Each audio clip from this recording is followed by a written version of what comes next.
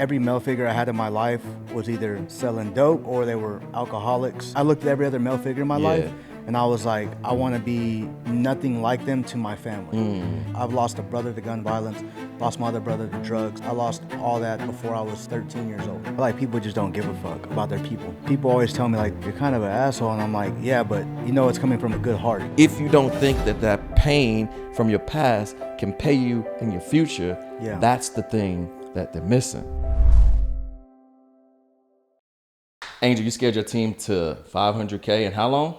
6 months, man. 6 months? Yeah. And how many salespeople do you have on your team? So when we did the 500K, which was the end of the year, we only had 24 riders. So 24. Averaging about 20K a rider. That's crazy. Yeah. Why do you think that most people fail to like scale an agency? What's the biggest challenge that most people face when they're doing that? Man, honestly, I feel like, can I cuss on here? Yeah. I feel like people just don't give a fuck about their people. You know what I mean? And that's really what it comes down to.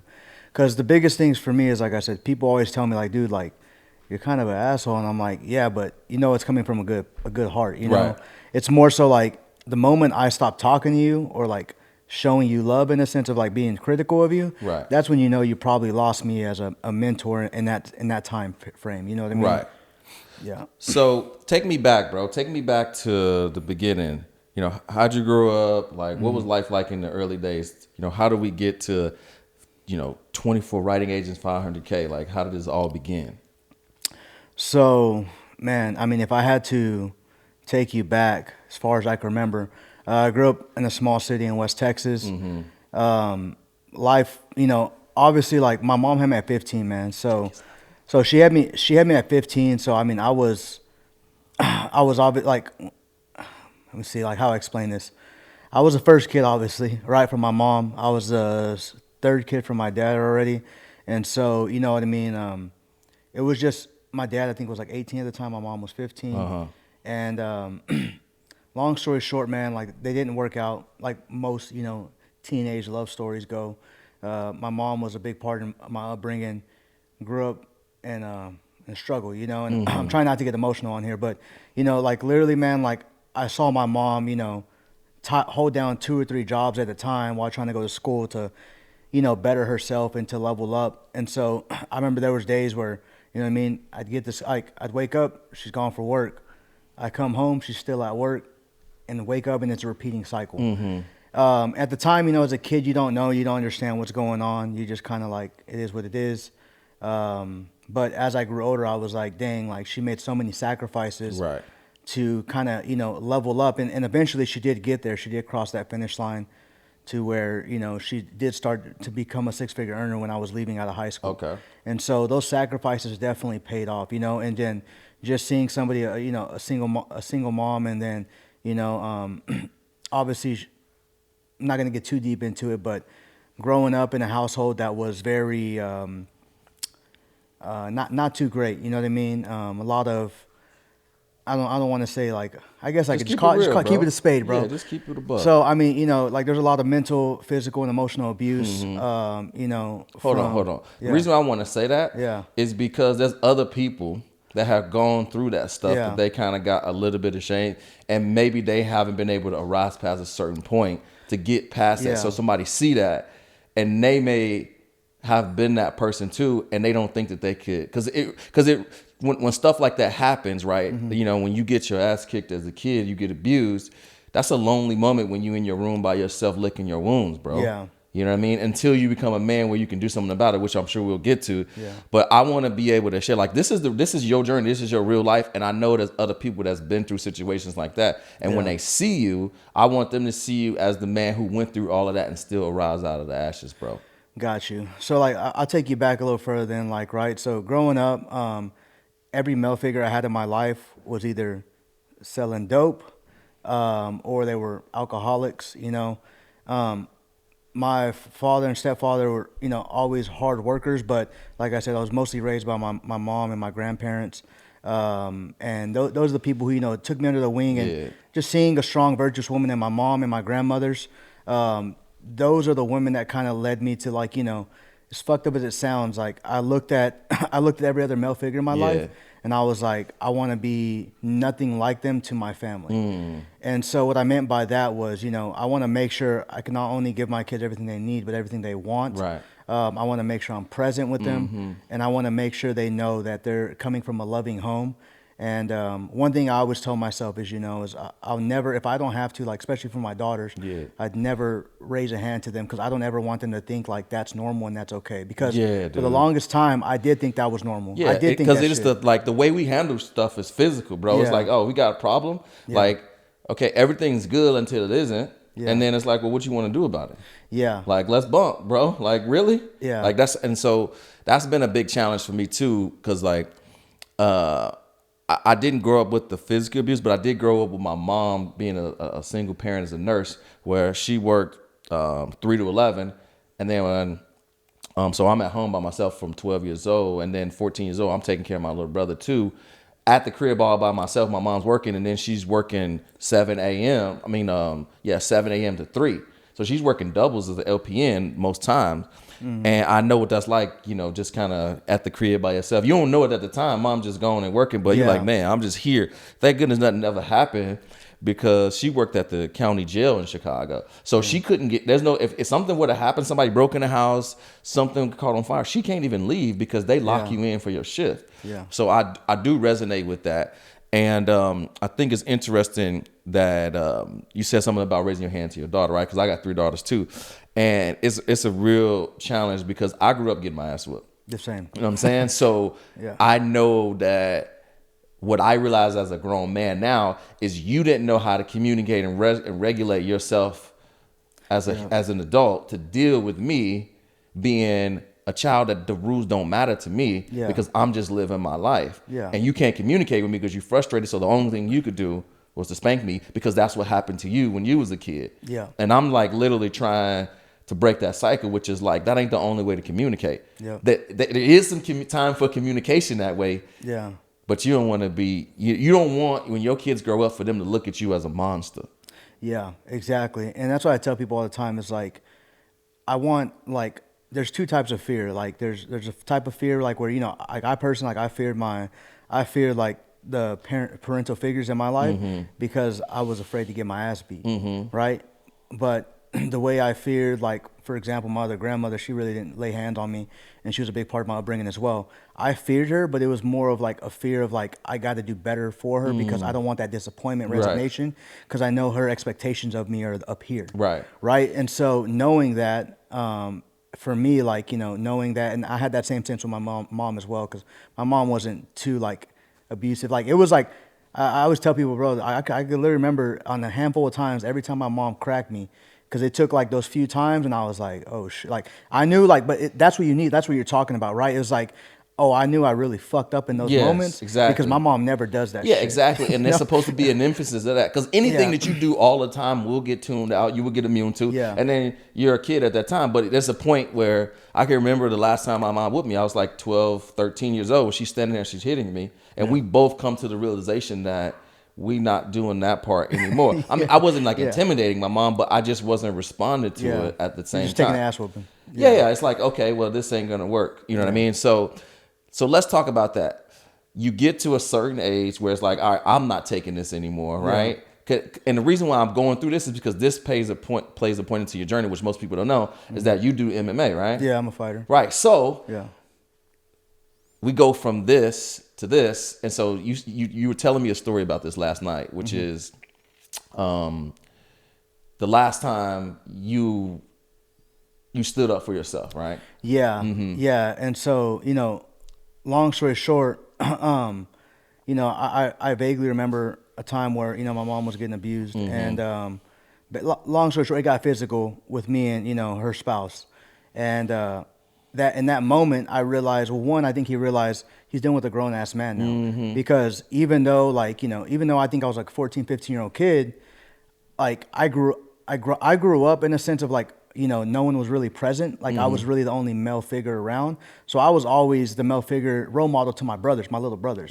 So I was already in my head, I was already a fucking man. You know what I mean? So you said you were the oldest? On my mom's side, yes. Okay, got you. On my pop's side, no. Okay. But on my mom's side, yes. So like, you know, when I'm being with my little brothers and stuff, a awakening in a sense of like I went through the same thing as you. I was, making sure my brothers were fed, making sure, getting their homework done, doing like, the parental duties. Not because, and that's one thing is I don't want to take away from my mom, right? It's just because my mom was so busy trying to level up our life so we weren't having to get evicted every 6 months. Yeah. You know what I mean? And Right. so, but you also got to see what hard work would produce even through the struggle, though. That's the thing for me. Oh, yeah. It's like, by any means necessary. Yeah. Like, this has to work or this has to work. And sometimes you just got to grind, bro. And that's what, so I resonate with that, what you said about not taking anything away from my mom.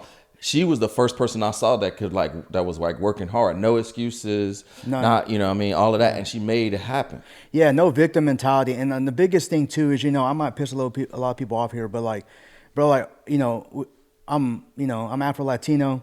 You're an African-American man. We can both agree. Most people in our communities come from a victim mindset. Poor me, I can't catch a break. Most people will look at like the situations of me growing up in the struggle and be like, oh, like poor, like I'm thankful for that shit. Because while your starting line may have been 10 steps ahead, you never moved from that motherfucker. Right. And for me, it was like I said, I saw like, here's this woman, single mother of, I won't say single mother, right? But like basically a single mother of 3 kids at the time. And she's still not making excuses. She's still trying to make it happen. So going back into what we were saying, it got physical. In that moment, I realized, that shit would never happen again. Long story short, shortly after that, he gets incarcerated. And, the last few years of my high school year, I would say like, it was good, but it wasn't good at the same time because I was having to be the dominant male figure for my brothers. Yeah. And I was just conveying what I knew. Yeah. And I was like, learn behavior. Exactly. So if you act up, I'm gonna get physical. But like I'm not spanking my brothers. I'm whooping their ass with my hands. You know what I mean? I'm having to put hands on them. And I realized, as I was getting older, you don't realize it in the moment. In the moment you think you're just doing what you're supposed to be doing. But as you get older, and as you start to, men start to develop that frontal lobe in their head around, I'd say my mid-20s, that was when I was like, okay, like that's not the way we should be doing things. Yeah, there's a time and place for everything. Yeah. So you end up, you said, because I remember you telling me last night you were playing ball in college, right? Yeah. So I went to UTSA. So I left from high school, went to UTSA, played there for just a short stint, and then I started coaching. Okay. Right. So what sport? Football. Football, okay. Yeah, so like the, what do you call it? The playing didn't work out, long story short, nagging injuries, just, like I said, it just wasn't meant to be. In that moment though, the beautiful thing about it was I was still powerlifting in college, and I was actually a really competitive powerlifter. I won nationals. I got second at collegiate nationals, like back-to-back years. I went to NAPF Worlds, like I won that, right? So like I competed at the highest level, and I got to see like, I got to be around like the highest level of competitors in that field as well. And then all while coaching football, so I finished my undergrad there, went to grad school, went to A&M for a short stint, and then came back to UTSA. Texas A&M? Yeah. Okay. So I went to Texas A&M, and then from there I came back to UTSA. I was going to accept a coaching offer. And then long story short, at the time, the head coach, he got fired. So when the head coach gets fired, everybody underneath him has to go. So I had 2 choices. I was like, I could try to follow him and hopefully he offers me an opportunity there, or I could try to stay at UTSA and go with a new head coach. Well, I tried that and he wasn't having it, man. So like, he already had his posse ready to go. He was bringing his team with him. Exactly, man. And so in that moment, that was when I decided too, because man, like football, like coaches, unless you're like the top 1%, unless you're the head coach at the university, you're not really getting paid much, And it's not like I was getting offered an OC position. I was getting offered the bottom of the barrel coaching position. So it was like, I'm gonna be working 120 hours a week, probably making 40, 50 grand a year. And so in that moment, I was like, you know what? I want better for my life. And I went back to my second passion, because my first passion's always been like football. My second passion was definitely making money. So I was like, I'm going to go back to making money. And then that's when I actually got back into, it just correlated at the same time, like the MMA. And then obviously the entrepreneurship journey really took off. So did you start training to fight to make money, or that was just like a hobby and as a separate part for doing sales? Yeah. So no, man. So I was like personal training all the way through from like sophomore year of college, like on my own, like, just like more strength and conditioning and sports specific. And so that was just to really pay the bills. Now, when I started to get back into like MMA, really what happened was like, I wanted to compete again in wrestling. And then one of my coaches at the time, shout out to Kano, right? He was a high level MMA fighter. Like, so this guy, like he fought in Bellator. I don't know if you know who Ruthless Robbie Lawler is. He was training partners with Robbie Lawler, Tyrone Woodley. He came from American Top Team out in Florida. Okay. Which was like, at the time that was the peak of MMA camps and gyms. And so he just told me, he's like, dude, why don't you just try MMA? I was like, all right. And so I started to get coached by him, started running that up. And I'm an extremist, bro. So anytime I do something, I want to do it at the highest fucking level. You know what I mean? So I started training. He ends up moving, I think, to Vegas. And then I end up finding some other coaches, the Ivy brothers, shout out to them. Super, super fucking high level talent, like UFC vets. D. Ivy, he's in my weight class 145. He's a Glory kickboxing vet. And so these guys will compete at the highest level. They've been successful at the highest level. And so I just, like I said, seeing these guys exceed and then just realizing, in a sense of like, these guys like don't gatekeep shit. They give us all the keys to succeed. Right. I was like, why not me? You know what I mean? Right. So then how does the MMA translate, or what's the transition into, like, how'd you get into sales for the first time? Was insurance the first time you got into sales, or what? Oh, no. So the first time I got into sales, I had to take you back. When I was in high school, I had a job all the way from like freshman year all the way up. And then before that, I had like jobs, but like not official jobs, right? In a sense, I was doing like ranch hand, construction worker, like whatever I had to do to like pick up money, I would go take side load quests. But my first actual sales job was, you're going to laugh at this. I was, the guys when you go to the mall and they like, what type of phone you got? What type of phone you got? In the middle of the kiosk? Yes. That was my first sales job. So you selling phones or phones? Oh, okay. I was selling phones. Bro, I know a lot of people that is entrepreneurs that started in the mall or kiosk and selling stuff, bro. Yeah, and you know what's funny though? That's what the traffic is. No. You need traffic for your business. No, facts. But it's funny because people are like, oh, like you worked at Verizon. I'm like, well, no, because we got paid commission only. So like, I'm damn near harassing you. Yes, bro. you like, at the kiosk. I'm at the kiosk. I'm from the hood, so like if So I go to Rivergate Mall in Nashville or the Plaza in Chicago, like I know exactly what you're talking about. You know what I'm saying? Everything. So I get it. But again, you gotta like, that's like a door knocking too, right? It's like, hey, what's going on? You got to start a quick conversation, and a lot of rejection in that too. Yeah. Because people ain't coming in to talk to you. No, for sure. And see, that's what happened was like in that high school, like during that stint, right? That was, I did that job and I was like, damn, like, I think my first check was, y'all gonna laugh, but in my head, I was like, it was everything. It was like $2,300. And I made that in a week and some days. So probably like 8 or 9 days I made that. And I was like, damn, like this is for real. Yeah. Well, then, long story short, that was a short stint. I had to go out to, to San Antonio, obviously. And then from that point there, that was when I realized, I was like, damn, okay, like I always kept that in the back of my head. I was like, that was a good job to have, in the sense of like, because it was based off my activity. No one could like put a foot in the door of how much I could make, in a sense. And from there, then I'd say like my next sales job was when I was getting ready to go to grad school. I had taken on a side job of I was door knocking for roofing sales. And, door knocking for roofing sales. Yeah. Woo. Yeah. So yeah, I was a storm chaser. I come in your neighborhood, basically. I wouldn't even ask you, bro. Like let's say if you open the door, you're fucked with me.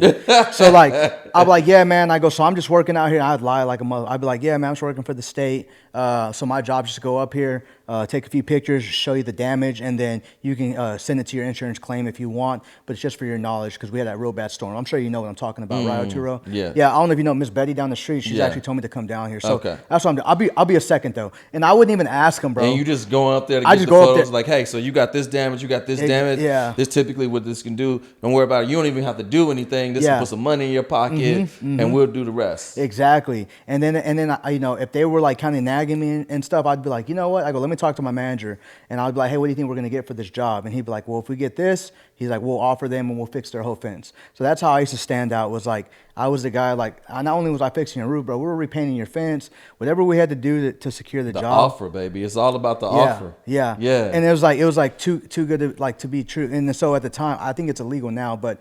And I can say this because at the time I don't think it was illegal. We would actually help them cover their $1,000 what do you call it, like the coverage fee they have to pay the insurance. So we would because then if you close the deal, you get this and they get that, and it's like, all right, exactly. It's work. Yeah, so they would pay it up front and we would just reimburse them. You know what I mean? And so like it was an easy. I don't say easy, but like it was easier of the door knocking compared to like solar and pest control, I think, because it was like I'm dealing with people's insurances all day. Like it's not really them. You know, as long as their insurance approved the claim, like we're good to go. Yeah, and it's high ticket. That's super high ticket too. Yeah. In regards to that. Yeah. A lot of the people. So I have a second business as an acquisition and merger business, and a lot of roofers, contractors, and stuff like that, like very high ticket, because sometimes they don't want to pay the $2,500 a month for the management fee. Well, we can do a rev share partner for all the deals that I bring them. And so now it's on performance. You know what I mean? They got to flip the ad spend, but anything that I generate that they wouldn't have normally got, they can pay me. And now I'm, you know, part equity in the business, which is super cool. That's awesome. So when did you get into insurance? How did that come into play in this story? Yeah. So, okay. So we're kind of like catching up now, right? So that was, like I said, right before grad school, I was doing that job and coaching at the same time. And then from that point, you know, I'm in grad school. I started my own personal training company. A very small scale. I partnered up with this other guy, and we started to take off. Well, then I partnered up with my brother on a diesel mechanic company. And so I was doing, at the same time, while I'm finishing up grad school, it's my last year of grad school, like probably the last 6 months, we start a diesel mechanic company. It starts to take off. We start I don't start, but I expand on my personal training online business, and it starts to take off. So you got personal training and a diesel mechanic company. And we're based out of West Texas, so it was super easy to get contracts because both of us had experience. I used to work in the oil field as well. I left that out, right? But I used to work on a drilling rig and a pulling unit. So like I said, it was easy because we're talking to people that like even though these are like the rich white folk of West Texas, they know, like we know what we're talking about in a sense of like working in these workovers and stuff. So it was easy to get these contracts. So my point. Now everything's going good, bro. Like, and I'm thinking like this is it. Like I'm thinking like this is the way, because my brother's just like a workhorse. He couldn't really see the bigger picture. And in my head, I'm like, once we take over West Texas, we're gonna take over another metro. In my head, I'm like, we're moving to San Antonio Metro, Austin Metro. Yeah, you thinking of launching in other markets, right? Exactly. And so I'm thinking like, that's why I told my brother, I was like, I know you don't see it now. I was like, but in 5 years, I go, you'll never have to do this shit again, because he was the one out there, you know, training guys and working with them. I was like, we're gonna have the system so intact. You're just gonna be in here like signing deals with me. That's it. And so, long story short, bro, COVID happens, and my businesses, you know, like both of them, bro. Like my personal training business went from making, you know, I'd say 20, 30K a month to like owing 5K, 10K a month. And man, it was tough. Like I told you yesterday, I don't really believe in like depression, but I believe that people go through like depressive states. Yeah. And it's their choice if they stay there or not, you know. So let's talk about that though, because this is important, because when something's working for you and you like, all right, it's it, and I'm about to scale this to the moon, as an entrepreneur, you like, all right, let's all gas, no brakes. I'm willing to invest whatever it is. Let's take this to the moon. But then something happened. You're like, something ain't right. This is not working. And for me as an entrepreneur, my identity is really tied to my business way too much, which I was telling you about yesterday. And it wasn't until my business dipped that I realized what happened. And I heard Derrick Rose say this one time too, which I thought was crazy because he's from Chicago. He was like, the best thing that ever happened to me was when I tore my knee, because I didn't know who I was outside of basketball. Everything, all the praise, all the accolades, all the success that I had was all predicated around the basketball and something on paper, but not who I was as a person. And he's like, you can look at me and feel sorry for me, but I came from the bottom and I made it to the top. MVP, the youngest MVP, coming from Chicago, homemade, getting drafted by my team. Like, you couldn't even write that if you wanted to. You know what I'm saying? Like, the only person that ever do that was LeBron James, right? There's only two people that's done it. Even Mike came from North Carolina to do Chicago, but he is homegrown to get picked number 1, 2, to be good enough to make it number 1. And he still said that moment is what really defined him how to spend the rest of his life, because he wouldn't have known how to do it if he had a great career and then he just stopped playing ball because he had to retire. The reason why I say that is because I'm curious on how you navigated the transition from personal training to whatever it was you did next, because that's usually like the dark time. Yeah, so I mean, I'm not gonna lie to you, bro. It was tough. I was trying to, like you said, I was trying to figure out who I was, because like in that moment, and like coming from, you know, from nothing pretty much as far as like money wise, you know, and then like showing Because, everybody is, it's so funny to me. People are always like, money doesn't bring you happiness. And I'm like, bro, but it does help a lot. It's a tool that helps you. It definitely is a tool. And and it's funny because, like I said, when I see people say that, I'm like, okay, what's your background though? Because if you've never come from real struggle, if you've never seen like real things, like I don't give a shit what you say. Yeah, sleeping on the floor, Exactly. you never come from any of that. And then the thing about the money too is like the number one killer for most people is stress, and the number one stress for most people is financial. Yep. So, you living in this, what Tupac say, mama made miracles every Thanksgiving. My mother was making miracles every day, trying to figure out how we was gonna live. Bro, that takes a toll on you. Yeah, no, for sure. And it's crazy you say that, bro, because that's exactly how I felt, in those moments. So it's like when I was going through those growing pains and stuff like that, and those businesses failed, trying to find myself. So, bro, I was trying to get like a tech sales job. I was trying to get a sales engineering job, but I knew in that moment I was like, I want to get something where I can be in control of the income. And so I talked to my mom. So my mom's a very successful realtor back in West Texas. Okay. And I told her, I was like, well, I think I'm getting the wholesaling. Right. And she's like, they may make a law where you have to be a licensed realtor to get your wholesaling or to wholesale. She's like, you might as well just get your license. And so then I end up getting my license, and I end up getting like some like tech certifications and sales techs. And in those moments, I started to do real estate. And it was because of her, because she was just like, she instilled like she always does, bro. Like my mom was always really good at instilling belief into me. She's like, you'd be the best. She's like, you'd be better than me. Like your communication skills are just so superior. And I was just like, damn, like my mom's good as fuck. And she's saying that about me. Like, I'm like, okay, she's right then. Like, let's give it a go. So year one, rookie year, blowed out the water. We do amazing. And I shout out to my guy, Nick, the realtor. So me and him, like basically we met in that class. It was funny. He was like 2 hours late. And in my head, I was like, oh, this is going to be my dude. I could already tell, So we end up, it's funny. It was like 50 of us in that class, bro. Out of 50 of us, there's probably 3 or 4 of us that actually still do real estate. Right. That's how it goes, right? And so year 2 comes around, I kill it.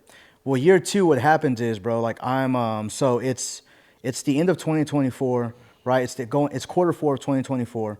My buddy On Win hit me up in the summer of 2024 about insurance. And when he first hit me up, bro, like I'm being a little arrogant. I'm not gonna lie to you, because I'm making 30, 40K a month for most months when the real estate market's good. Yeah, so you don't need no new opportunities, right? Yeah. I'm like, bro, I'm about to gross $500,000. Like, what are you talking about? So I'm like, nah, bro, like I'm good on that. And long story short, so real estate, it's boom, boom. And the deal is never closed in real estate until what? Until we're at the closing table and you've signed the documents, and it's closed and funded by the lender most of the time, right?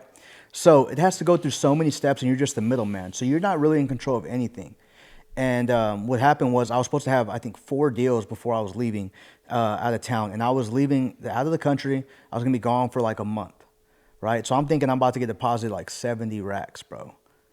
I get deposited $0. $0 freaking dollars, bro. Dang. So what happened was Monday, the dude, he just ghosted me on the deal. Tuesday, the second guy, something happens with the title company, and he gets pissed off, at the seller. I don't know what happened, man. Like, I wasn't there. But he don't want the deal no more. The other 2, it was just one of them, some bullshit came back where the appraisal wasn't met at value or something. And then the last one, the guy just, he had to delay, and both of them wanted to wait until I got back to close.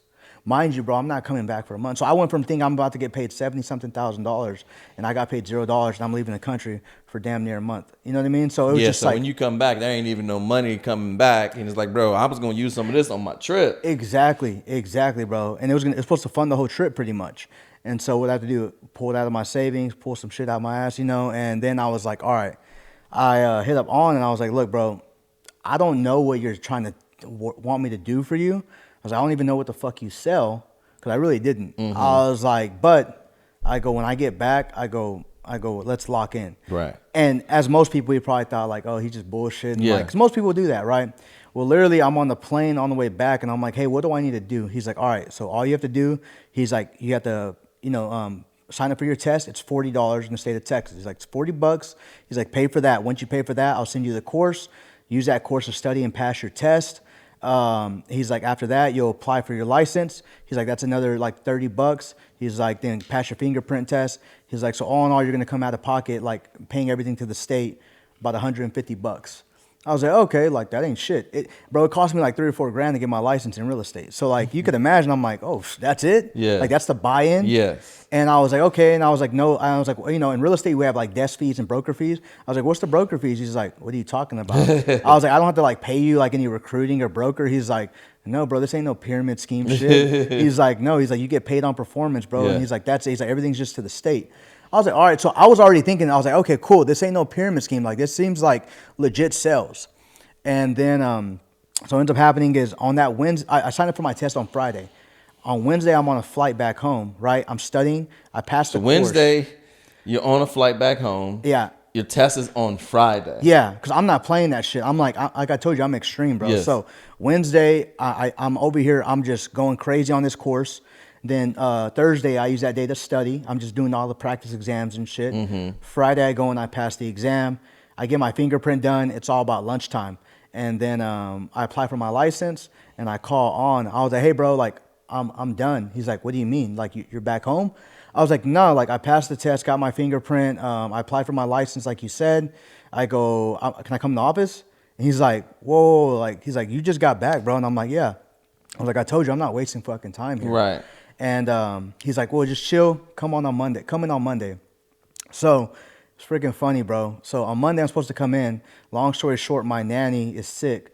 So she's supposed to watch my daughter. She can't watch my daughter. So I'm telling him, I'm like, hey, bro, actually, I'm not going to be able to come in today. So in my head, he's probably... he's like, oh, man. He's like, I knew it. Yeah, I knew it. He bullshitting. Yeah.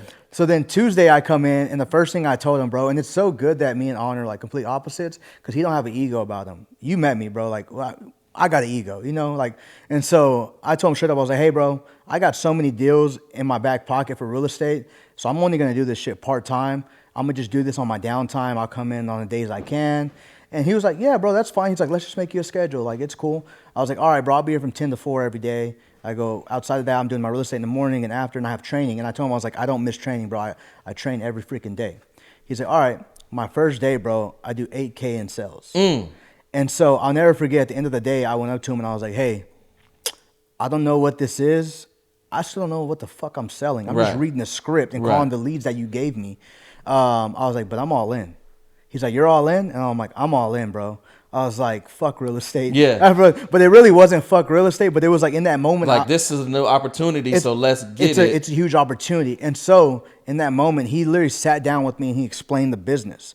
And he broke it down in a sense. So in real estate, like, you can make a team, right? You can build a team. But, bro, it's so hard to find, like, people who actually are worth the fuck. And it's a much harder pitch to sell. So it's like if I told you, hey, Arturo, I'm going to hire you, okay? You're going to come work on my real estate team. Most people don't get a deal within their first 6 months to a year. You're comfortable with not making $0, right? Still showing up every day and not getting paid for it for the next 6 to 12 months. And acting like you're making money. Yeah. Yes. Are you cool with that? No. Most people are like, fuck no, because they got bills to pay. Yes. Right? But in insurance, I'm like, hey, it's going to cost you up front like $200 something bucks. You're going to pay everything to the state, not to me. There's no recruiting fees, no broker fees, no nothing like that. I'm going to provide you leads for your first 8 weeks in the business. And then most people, they get paid within 1 to 2 weeks like a normal job. Okay. Now, if you want to scale to making 30, 40K, you're going to have to eventually invest in yourself and invest in better lead quality. Right. It sounds like an opportunity you want to do. Most people are like, oh, hell yeah, like $200, like, and I'm a licensed financial service agent. Cool. Let's do it. So I realized in that moment, I was like, how many people can I give this opportunity to, especially where I'm from, right? And that started becoming my vision, was because I wanted that vision already in real estate, but I realized how hard it is, because if you're not coming in with a lot of capital in real estate, like, it's going to be really hard for you to level up at the level or the time frame that you need, especially with people, if they're like, they have a lot of bills, like people already struggling. It's going to be it's not going to be an easy journey by any means. And so in that moment, like I said, when I started doing the insurance, that was the end of 2024. Right. My first month, I did 100K in submit. And what'd you just say? 100K in submit business. And when? that was my first 6 weeks in the business. First 6 weeks, Yeah. 100K submitted. Bro, that's some people that don't do 100K submitted in their first 12 months. So yeah. what I have noticed is that people who have been athletes before are high performers, and it doesn't matter what you put in front of them. Hockey puck, golf ball, basketball, whatever it is, the intensity that comes with the work, the competitive nature of it is like, if this person can do it, I'm going to try to kick their ass at it. I'm going to try to come in here and be the best. They got a high motor, and they're not afraid to fail, and they kind of learn as they're going. Yeah. So why do you think that you had that early on success? Because most people don't. Why do you think that's the case? I think it goes back to being extreme and like you said, being like, if I'm gonna do something, I always tell my daughters this. I'm like, if you're gonna do something, why not be the fucking best? Yes. Why go out there just to be mediocre? Like who laces up basketball shoes and says, I'm just gonna be mediocre? Yeah, I'm just gonna be an I today. I'm gonna kind of go 50 today. Yeah, and I said and I just told myself from a young age, I was always overlooked because I'm not a big dude by any means, bro. Like I was when I was little, like I was in 6th, 7th grade, I was 5'6", 160 pounds, bro. Soaking wet. So it's like I was a little guy, and so playing sports, I was always overlooked. And it wasn't until we put the pads on or until we got out there and they're like, oh, this guy's a dude. Yeah. And then so I always had that little chip on my shoulder and always took it personal, and a personal in the sense of like, I got to show you how great I am. Like Muhammad Ali used to say, right? Yes. I'm going to show you how great I am. Yes. And so in those moments, I think what really equated to success was my competitive nature and then wanting to be the best. And then the last thing, bro, is like just being super, super coachable and like willing to go above and beyond and ask questions. And that's where most people fail, because it's like think about it like this. How many people are running businesses out there and they have no mentors to turn to? Most of them. And that's why they stay working in their business, never on their business. Yeah. What I realized in that moment, I was like, okay, this business requires 3 things: being a high-level producer, being a high-level recruiter, being a high-level mentor. And I realized I want to get to phase 2 and 3, but I'm still at phase 1. I need to be the best producer I can be so I can have guys to actually replicate, like they can replicate what I do. Right. And so in that moment, I was like, all right, this is what I'm going to do. I'm going to produce at the high level. I'm going to hit Hall of Fame my rookie year, which I did, right? And I think the biggest thing is... What's Hall of Fame for the people who don't So know? Hall of Fame is 1% in the insurance industry is anybody who sold $400,000 for the year or more. In insurance. In 1 year? Yeah. So I did about just under $500,000. And you did that in your first year? Yeah, $500,000. That's crazy, bro. So you told me a little bit of the story, so I want you to kind of retell the story of the John Wetmore story, because that was a really good one about you when you first met him in the business. Oh, man. So when I met John Wetmore, I was just starting out, and we were at this event. What was it? Cody Askin's event. Oh, it's the reason why this is relevant is because I was supposed to be, this is the one in San Antonio. I was telling you, I was supposed to be at that one, and for some reason I couldn't make it.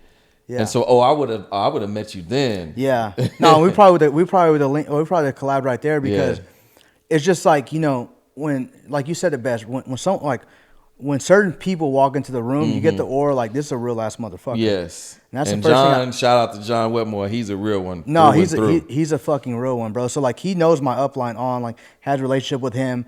And then, so at the time, I'm brand new to the industry, but I know who John Wetmore is because literally, like I told you, I was asking questions. I was going on YouTube doing my own training. So if you ever look up life insurance training on YouTube, the only 2 people that really pop up is Cody Askins and John Wetmore. Yeah. Right. And so, not to be like that, but when I looked up Cody Askins, I was like, well, what are his numbers? I couldn't really find anything. So I was like, okay, cool. He seems educated. But when I looked up John Wetmore, they literally, when you chat GPT him, it literally put John Wetmore, Zach Trudowski, Sean Mike, and who else? Andrew Taylor on the Mount Rushmore of insurance. Yes. Mind you, I'm not biased at this time because I don't know shit about IMOs or anything. I just said, who's on the Mount Rushmore of insurance? And this guy popped up.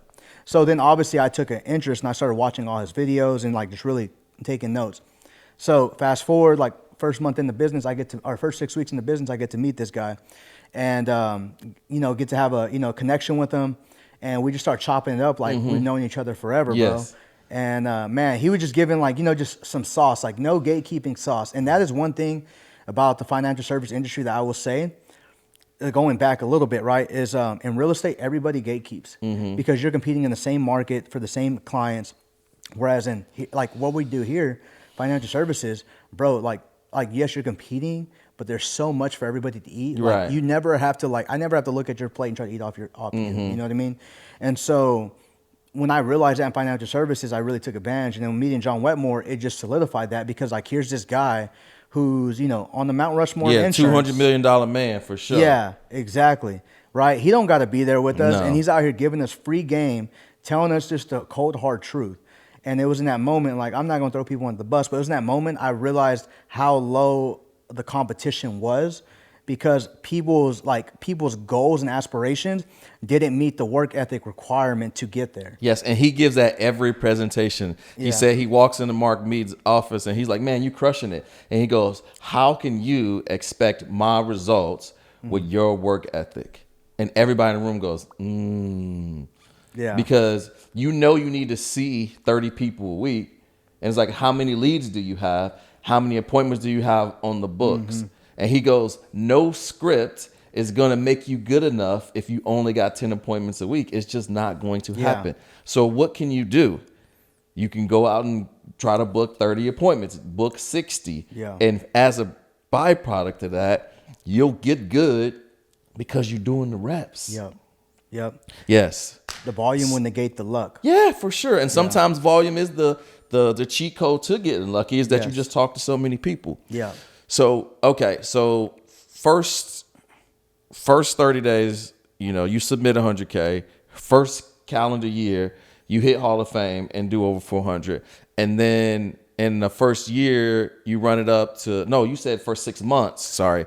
First 6 months with 24 people, you run it up to 500K. Dude, those are some incredible stats. Yeah. So if you are kind of summing that up, and I guess this is generalizing it in regards to what are some of the 3 to 4 things that you got to make sure you do to even come close to doing something like that. What did you need to do in order to stack some wins together to have that much success?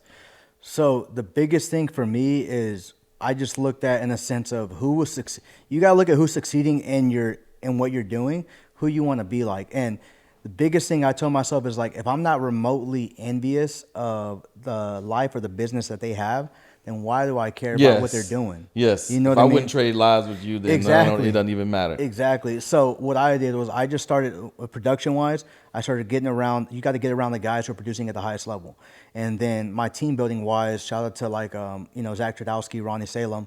Those two guys, I started to see how they mentor and how they're bringing their guys up and how fast they've scaled. And I was like, okay, I want to replicate everything they do. So what do? Anytime I'm with them, I ask them so many questions. They have to tell me, stop asking me fucking questions. Yes. Right? Because it's like, bro, they're giving you the free game. Yes. Like, take it. And that's what I tell people all the time is like, dude, I'm not telling you to go in here and you meet Arturo. Remember everything he told you. But take 1 to 2 main points and run with it. Yeah, and don't just ask questions to be asking questions. Yes. Ask questions that can get you to the next step and then go and apply it and take action. Exactly. Because, knowledge is power, but application is key. Yes. You know what I mean? So I definitely agree there. Now, that would be number one, right? It's like get around the fire, get around people who are producing at the highest level, building a team at the highest level, and you replicate exactly what they do. No need to reinvent the wheel. Number 2 is, bro, like you have to freaking invest in your business. So many people are so scared. They're scared to hire admins. They're scared to delegate work. They're scared to buy. Number 1 thing you need in your business is lead flow. And so many people are scared to buy leads. And I'm like, bro, if I literally told you, take this $10,000 and put it into the ATM at the end of the month is going to spit you back 50 to 60 grand. How many times would you do? And they're like, every month.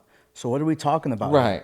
Like, do you not believe? You don't, and I tell people all the time, it's like, you don't even believe in you. Why the fuck should I? Right, because the thing isn't about the 2,500. It's about the belief behind the 2,500 that you don't believe in yourself enough that you're worth investing $2,500 to give you an opportunity to multiply it in 7 days. Yes. Because we've been trained to be employees that they give us everything. They give us time off. They give us this pension. They give us this retirement. They give us this time off. You work these 5 days so you can have these 2 off. And it's like, dude, if you can invest $2,500 into yourself and in 7 days it spits this out, or $10K and in 30 days it spits this out.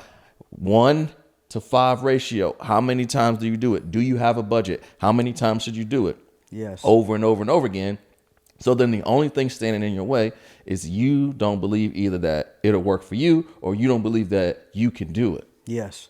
And so it goes back to that, right? It's like, that's why I tell guys, like, if you don't believe in yourself, I'm not going to believe in you. Like, right, I can try to instill belief, but if you can't do it yourself, like, bro, it don't matter what I say. It don't matter who you talk to. You have to believe in yourself more than anybody else. Your dreams have to be delusions to everybody else, you know? And it's like, to you, it's not a dream, it's a goal, you know? And so that's why I tell people all the time, they're like, you don't really speak about your dreams out loud. I'm like, bro, because it'd be delusional to you and it's a waste of time. Yeah, like, I know what I got to do. Right. Like, I write my shit down. I have goal setting, right? So those two things. Now, number 3, man, and this is going to kind of like correlate like multiple words, but all into one.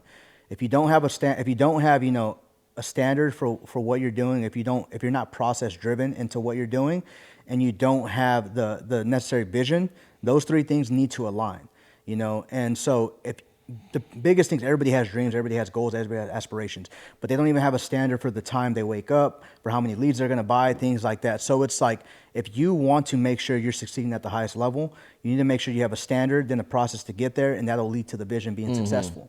And so, and then number 4, right, and this is, I'd say this is like the most important out of number 4, out of all of them, is you have to be super, super coachable, right? You got to have the mentality in the sense of like, I come into the room, as if I know nothing, so I can learn everything. My grandfather used to tell me that all the time. He's like, don't be ignorant, don't be an asshole. He's like, I don't care if you're the smartest guy in the room. You act like you're not.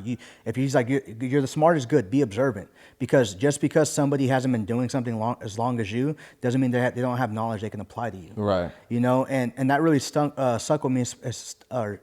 in with me when I was coaching in college, because we had this when I was a GA, we had this new kid come in. He's an undergrad. Didn't even play like college ball, right? He just played high school. And he broke down a whole formation in a different way I never would have like broken it down myself. And it was in that moment I was like, okay. So those 4 things, man, I think like if you can have those 4, you can be very hyper successful in this business, right? And then just, you know, a little subcontext, obviously understand like you're running a business here, man. Like this is not, if you want to be a glorified salesman, cool, work your 50, 60 hours a week, because that's what normal salesmen work, right? You work in a car dealership, you work at 12-hour days, Monday through Saturday. So work your normal 10, 12-hour shift, Monday through Saturday, and go home. But it's like, understand, you're going to have to, when you're just building out, don't feel entitled that you deserve it just because you're showing up. That don't mean shit, right? Understand that you're going to have to put in more effort. You're going to have to put more effort into recruiting. You're going to have to put more effort into coaching and actually caring about guys. And so when you asked me earlier, like, what's your goal, X, Y, and Z? It's like, well, my goal is simple, right? It used to be about money, but as time goes along and as I make money, I realize money comes and goes. Right. Like I can always find something to make me a lot of money. Right. But it's like, how many lives can I change? How many people, especially from communities like me, right?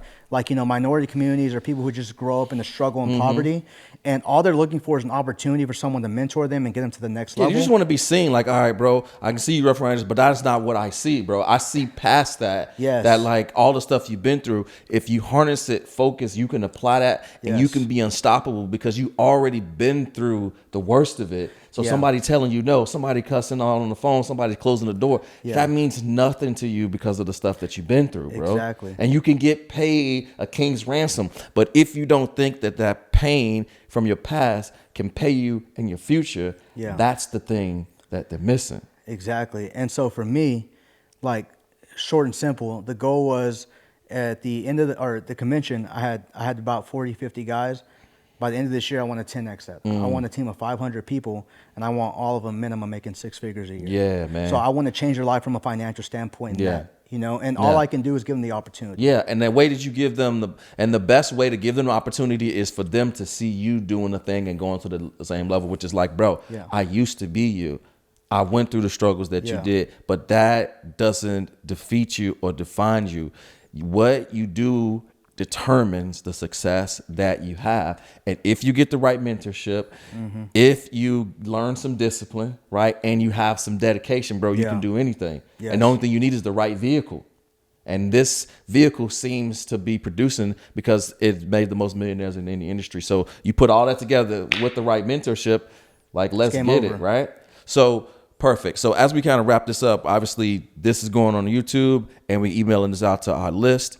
And for this is your camera right here. It's, you know, who you're looking for and where they can reach out to you on IG if they want to reach out to you directly. Yeah. And then we'll kind of wrap this one up. Okay. So who am I looking for really? So who I'm looking for really is just anybody out there who ever felt like in life they were overlooked and they just really never had the opportunity they felt like to succeed. So anytime they've ever joined in an industry, you know, anytime they've ever done anything, they just kind of felt like no one even gave them an opportunity, gave them a shot. So anybody who's really come from struggle, and it don't have to be my sense of my poverty struggle, but just struggle in life.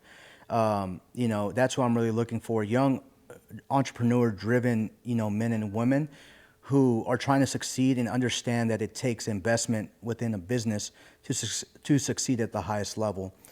And so if you're asking me in a sense of, you know, that would be who I'm looking for. Okay. Now, if you could reach me on Instagram at AC the Realtor 1, you know, should I drop my email or anything like that? Okay. My email is oakman@newerafinancial.co. So oakman@newerafinancial.co. And my phone number, area code 210-724-1914. Yeah, for sure. Well, bro, this has been incredible. I know we kind of went down some rabbit holes of the journey, but the reason why I wanted to do this is because if somebody watches this, I want them to hear that you have gone through some similar things that they have, and that if you can make it, if you can do it, they can too. Yeah. It's just that you gotta stop focusing on this and start focusing on this. And the moment that you get those 4 things that you talked about, your life will change forever. No, for sure, man. And like you said, like it's crazy because I don't talk about this often, right? But like I think I've told you this. I've lost a brother to gun violence, lost my other brother to drugs. He's done for, right? Like some oldest brothers passed away. My second oldest is in and out of jail. He's, like I said, done for. I lost a sister, you know, and so I've lost people close to me. And I lost all that before I was, I think, 13 years old, you know? And so going through those struggles, those trials and tribulations, like speaking to those people out there, bro, it don't matter what you go through. Like it matters how you come out of the other side of it. Like we all go through stuff. We all have stories, but like, if you want people to actually give a fuck about your story, you have to win, bro. Yeah, for sure. 'Cause everybody got a story. And ladies and gentlemen, Angel Moreno, we'll see you guys in the next podcast. Let's go.